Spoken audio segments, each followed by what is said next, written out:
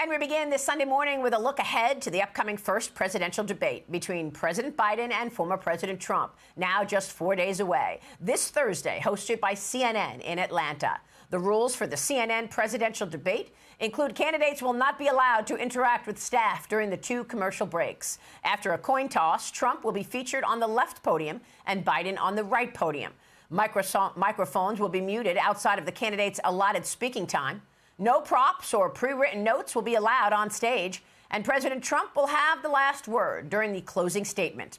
Meanwhile, the Biden campaign and the DNC revealed on Thursday that they hauled in $85 million in fundraising in the month of May, falling way short of the Trump campaign and the RNC haul, which pulled in $141 million, including nearly $53 million in a 24-hour period right after the guilty verdict in Trump's New York trial.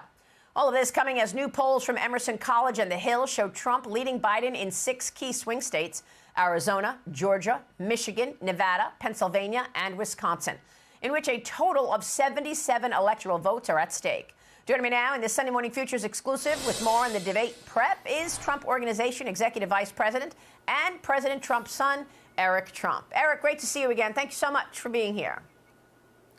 Good morning, Maria. So how is President Trump preparing for this upcoming CNN presidential debate?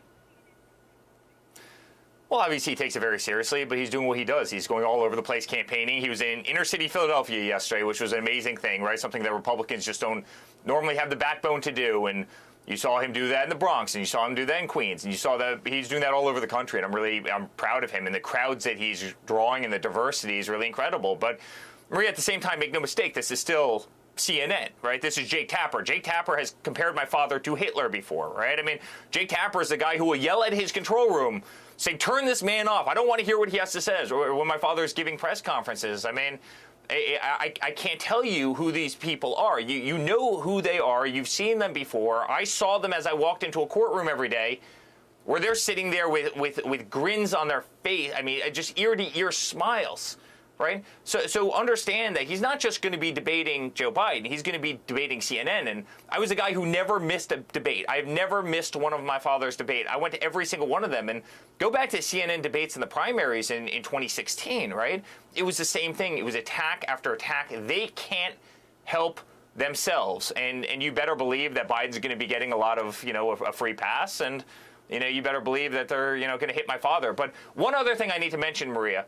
It's pretty telling of a president who has to go to Camp David in the middle of the woods and lock himself effectively in a bunker for an 8-day period of time because his policies are so bad that he has to figure out some way to polish them up and try and sugarcoat them and try and frame them with all of his top advisors. And I can tell you my father is not doing that. My father is on the right side of these issues. And, 10 days or 8 days in the woods in Camp David to try and explain yourself to the American people. I'm not exactly sure if that's if that's a big, showing of confidence. Well, I mean, look, you raised a couple of important points. On the Camp David situation, I mean, look, the world doesn't stop. We've still got our adversaries. They're coming at us. Communist China, Iran, Russia. I mean, so for him to take himself out of the situation and sort of go and, hold up in Camp David, I mean, we pray nothing happens, that he's not, in the White House. But the other thing on Jake Tapper, the other day I saw a clip of Jake Tapper, and somebody put it on Twitter, I think,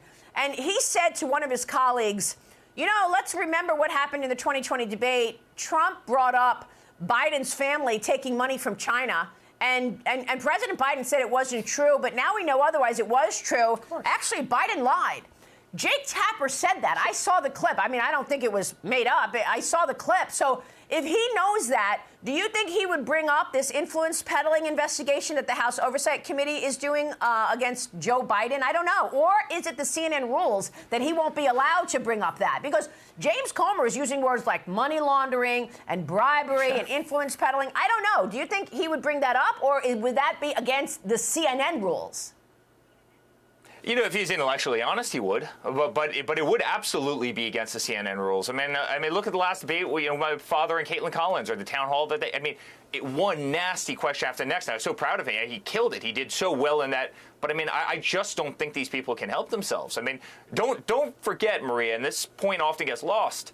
Remember in 2016 when Donna Brazile admitted that Hillary Clinton was given the debate questions ahead of time. Like, these games are played behind the scenes. The only person that they're not played with is Donald Trump, because the mainstream media absolutely detests him. The good news is the American people love him. And the good news, back to your, it's bad news for our country, but believe me, the American people know his eye is not on the ball in terms of China or in terms of the Middle East or in terms of any other policy that matters to this country. And that's why he can take 8 days. My father would have never done that. He could have never done that because his eye was actually on the ball. But, this guy, those things are out of sight, out of mind for this man. He doesn't know what's going on. I mean, look how bad Russia and Ukraine's gotten. Look how bad the Middle East has gotten. Look how bad our inflation is. I mean, our economy is definitely teetering out. I mean, I'm just predicting it right now. It is teetering out as we sit here and speak, and we've got real problems. I mean, real problems around the world. We're losing our currency. We're losing our standing. We're losing everything.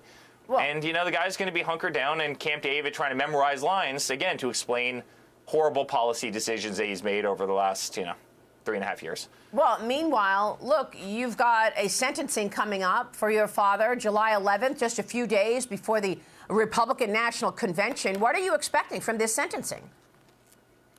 Yeah, well, shocking. I think the next evening I take the stage at the RNC. Go figure that, out of all the dates that the judge could have put this, they have to put it, the day before, maybe the biggest day outside of Election Day in an election cycle. I mean, Maria, this is planned. And again, the American people see through all of this. The judge couldn't have picked a date 2 days later. He had to do it right before.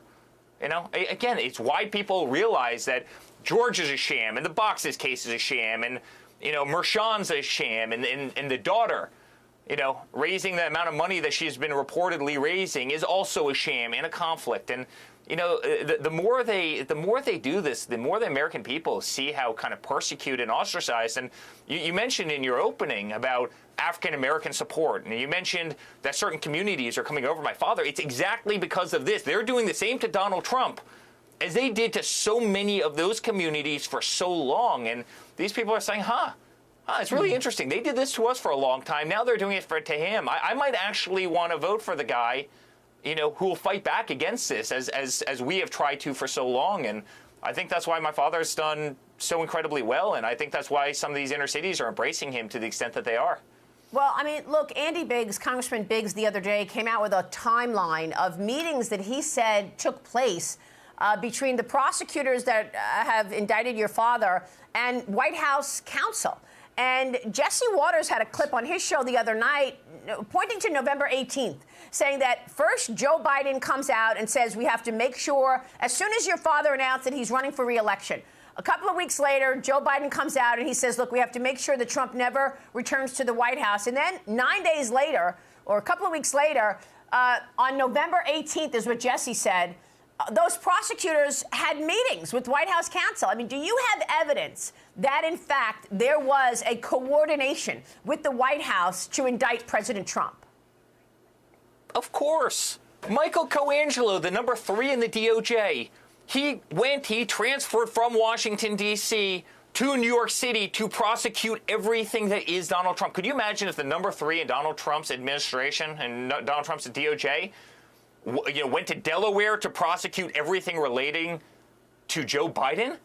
There would be riots in the streets. The mainstream media would go crazy. Of course there's coordination. And beyond coordination, Maria, you have the White House logs where all of these people, right, they're all going in and out. They're all trading notes.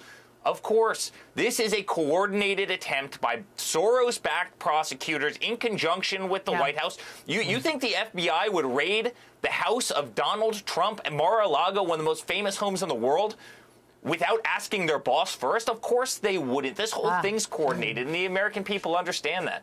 Okay. Real quick, are you comfortable with the rules that CNN came out with for the CNN presidential debate?